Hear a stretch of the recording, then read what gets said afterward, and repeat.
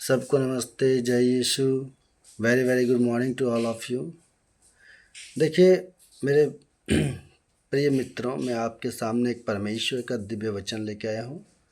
और ख़ासकर ये वचन उन लोगों को पता होगा जो मसीही लोग हैं, जो यीशु मसीह को मानते हैं और जो बाइबल का अध्ययन करते हैं। लेकिन उन लोगों को नहीं पता होगा जो बाइबल को नहीं पढ़ते, नहीं जानते हैं।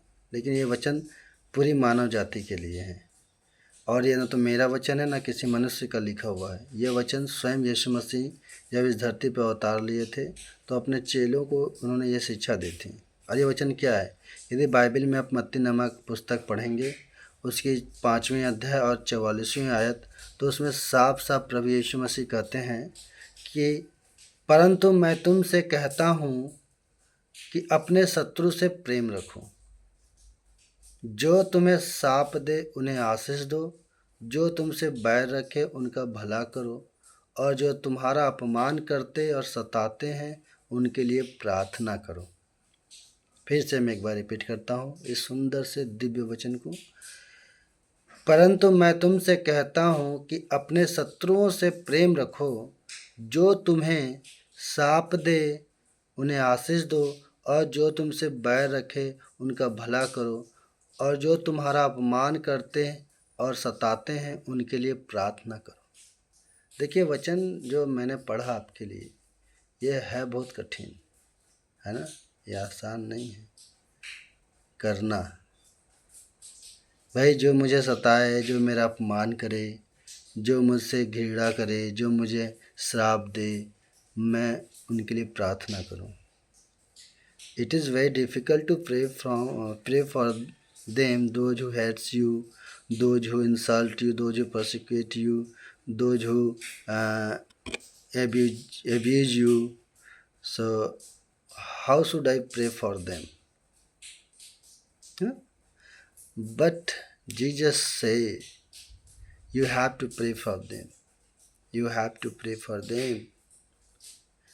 हमें प्रार्थना करना है ऐसे लोगों के लिए।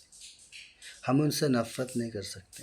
यदि वो हमसे नफ़रत करते हैं तो मैं भी उनसे नफ़रत करूं, तो उसके में और मेरे में क्या अंतर आ जाएगा?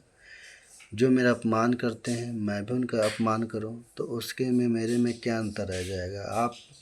आपका कोई बुरा चाहता है, आप भी उसका बुरा चाहने लगोगे, तो आप में उसमें कोई अंतर नहीं रहेगा। और प्रभु यही चाहता है कि आप न करो। आप अपने आप को डिफरेंट बनाओ। क्या बनाओ? डिफरेंट। आप उनके जैसा मत बनो। हाँ, लेकिन आप एक काम अवश्य करो ऐसे लोगों के लिए कि आप उनके लिए प्रार्थना करो, क्योंकि आपकी प्रार्थना में वो सामर्थ होगी ना।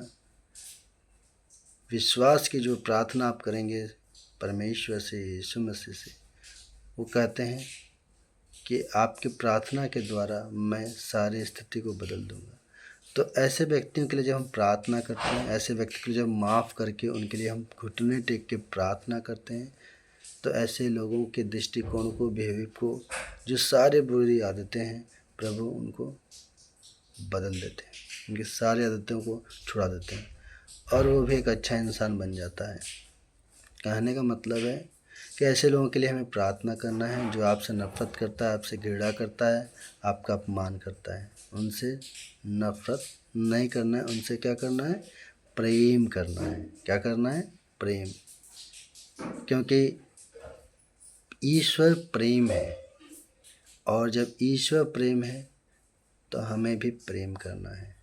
उसके सारे गलतियों को माफ़ कर उससे प्रेम करना है, क्योंकि अगर आपके अंदर प्रेम है तभी आप उसे माफ़ भी कर पाओगे। यदि आपके अंदर प्रेम नहीं है तो आप कतई उसको माफ़ नहीं कर पाओगे।